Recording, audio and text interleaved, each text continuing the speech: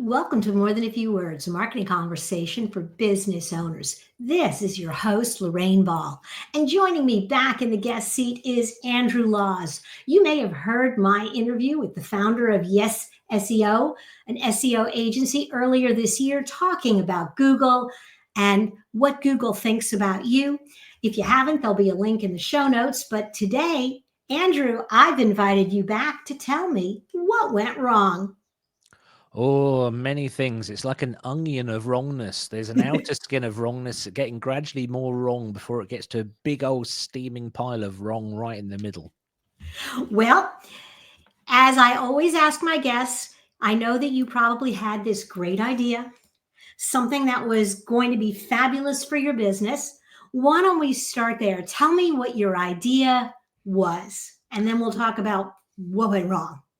I wanted to start a web hosting company because I wanted a business that ran without me having to do anything and just let the money pour in. Web hosting around 2008 looked so appealing. What a Mm. brilliant idea. Yeah, I experimented with web hosting for a little while too. It's like confessing that you've smoked cigarettes to your parents or something. It's like, I did a little hosting. I don't tell anyone. I Yeah, knew I no. could give up whenever I wanted.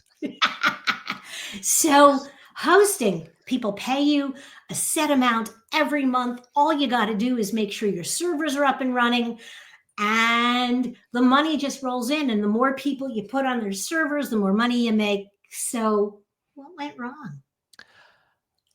A lot.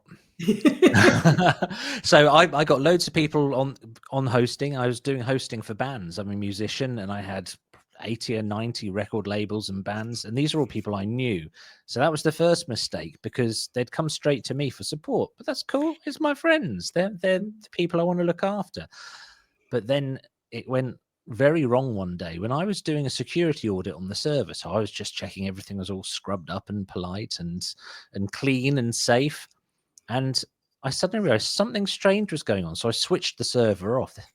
Now, you never switch the server off. Nobody ever does that. But I was just like, oh, I don't know, instinct. And I switched it off. That wasn't the mistake.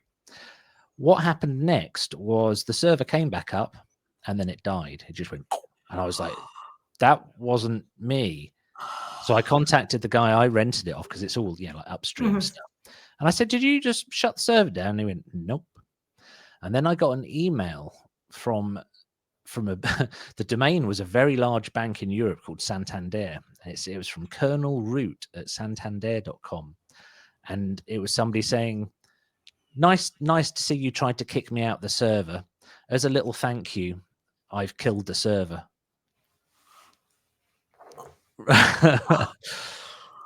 Oh my God. And I just stared at the screen and it said, it was something like, and if you bring the server back up, I'll be there. I'll kill it again.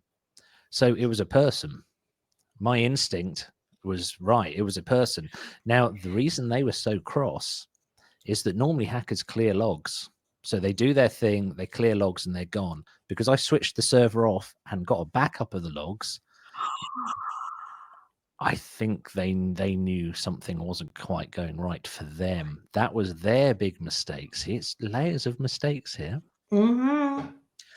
And I looked and I thought, I don't really know what to do with this information. So I spoke to a friend in London who ran a development firm, just dropped it in. Oh, my server's just been killed. I mean, they said every single file to read out is dead. You can't rebuild it. It's gone. It's just gone.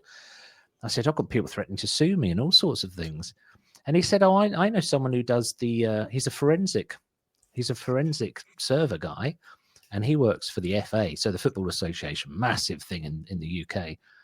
He rang me up and he said, have you got the log file? I said, yeah. And he said, oh, I've got some friends at the Metropolitan Police, and they've just formed something they're calling the National Computer Crime Squad. And I gave them the files, and after a 2-year investigation, a young chap in Brighton in the UK had about 16 police cars turn up at his house at 3 o'clock in the morning and drag him out of bed. And he was convicted.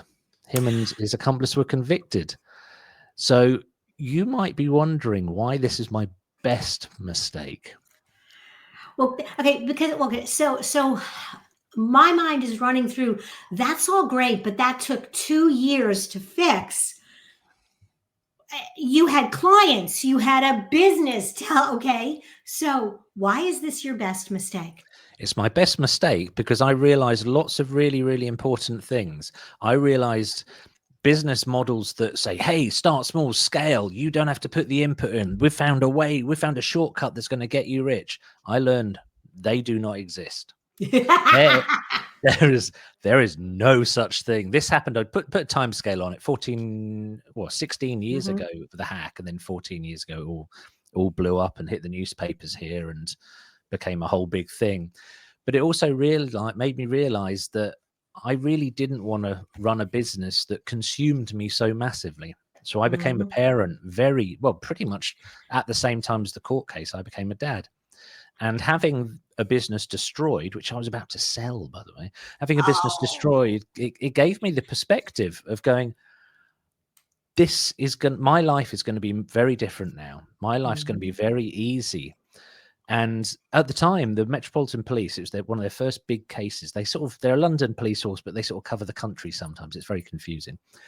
And they wanted me to go on tour with them essentially, and like go to cyber conferences and say, hey, these guys rescued me. And I had no interest. And Mhm. then the press was trying to get hold of me. And in the end, I put out a statement and I said, I'm really pleased this young man he didn't go to prison because he was at college, but he got 3 years suspended sentence. And I don't know, he got a lot, but he didn't go to prison.